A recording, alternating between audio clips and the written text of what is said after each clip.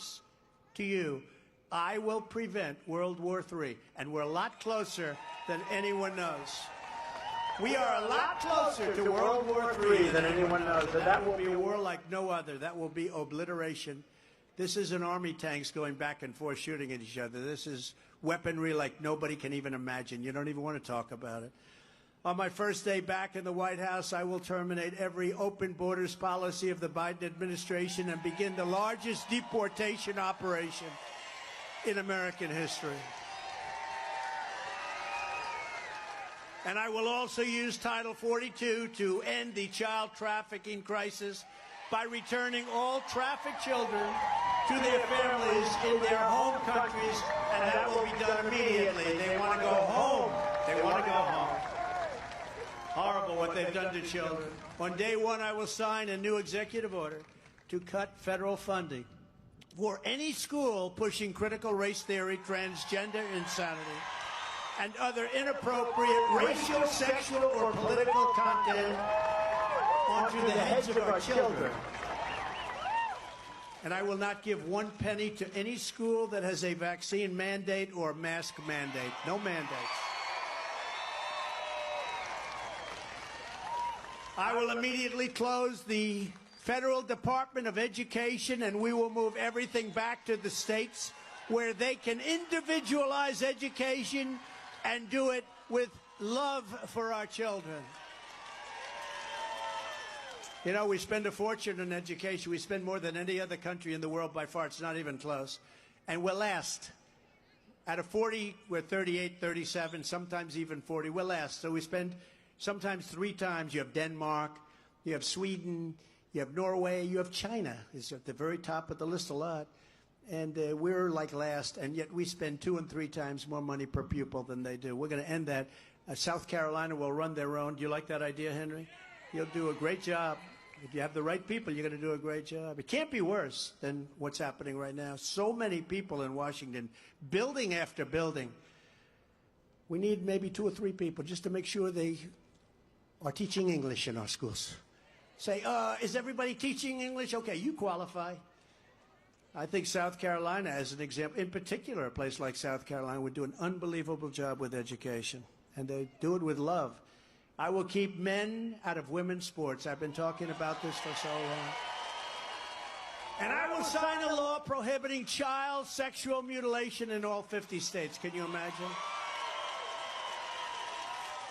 Can you imagine, Yvette? Can you imagine even saying that? Having to even say, child, think of it. I was thinking the other night, I was making a speech. I said, I will not allow child mutilation. Child mutilation, the word is such a horrible word. And we won't allow it in our country. And can you imagine saying that 10 years ago? People would say, what the hell is he talking about? And actually today it's a big, they mutilize. I mean, they want to mutilate your children. These people are sick. Just as I did for 4 years, I will fully uphold the Second Amendment. They gained no traction. They're gaining traction now. They're playing with your bullets, your ammunition. They're gaining a lot of traction right now.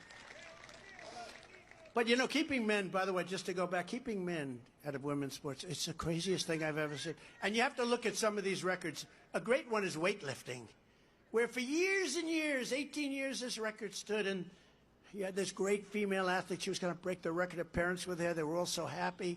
They're so proud. And they put like 1/4 of an ounce on each end, right?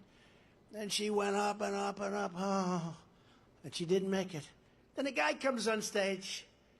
He just became, I guess, female, right? Is that a correct statement? He just became female. He lifted that sucker. Ding, ding. I think broke the record by like 140 pounds. 1/8 of an ounce on each side. He broke the record by 140. It's not going to be broken anytime soon. Maybe in 1,000,000 years from now, if we're still around, because we have stupid people here that will allow everything to be obliterated. Don't kid yourselves. And I will secure our elections, because our elections, if you don't have great, free, fair elections, and you don't have borders, you don't have a country. And right now, we don't have much of a country. We're laughed at all over the world. Our goal will be one-day voting with paper ballots and voter ID. It's very simple. One-day voting, paper ballots, voter ID. But until then, we have to make sure we win. We have to literally swamp them. We have to swamp them. We have to get so many votes out that they can't cheat, because they will cheat, and they will do things that Republicans don't do. They are very, very bad people in so many different ways. This is what we must do in conclusion to restore our country to greatness. The USA is a mess. Our economy is crashing. Inflation is totally out of control. China, Russia, Iran, and North Korea have formed together as a menacing and just a horrible, menacing and destructive coalition. Our currency is crashing and will no longer be the world standard, which will be our greatest defeat in 200 years. Our currency will no longer be the world standard. Look at what's happening. All these countries are going over to the yuan. That's China. What they're doing to us, I'll get that stopped in one day. I'll say, you get that stopped, or we're not doing any trading with you. There'll be no more trading. They'll be, oh, we would love to stop that, or we would like to stop that. But nobody talks to them properly. It won't happen with me, not even a little chance. Just like Russia would have never invaded Ukraine, as I said, and China would not even thought about Taiwan. And you know what? He just said it. They didn't. They didn't. There was never a thought. And I'll tell you what, that was the apple of President Putin's eye. I spoke to him very well. I had a great relationship with him. It's good to have a good relationship. You know, the fake news, look at all of them back there. The fake news said he gets along with Putin. Getting along is okay. But, you know, in many respects, he told me this. He said, there's never been anybody that treated us. I ended Nord Stream 2. Nobody knew what Nord Stream 2, they never heard. I ended the single biggest, most important economic development in the history of Russia. I ended it. It was over. When Biden came in 1 week, he approved it. Is that correct, Marjorie? 1 week, he approved it. I said, I can't believe it.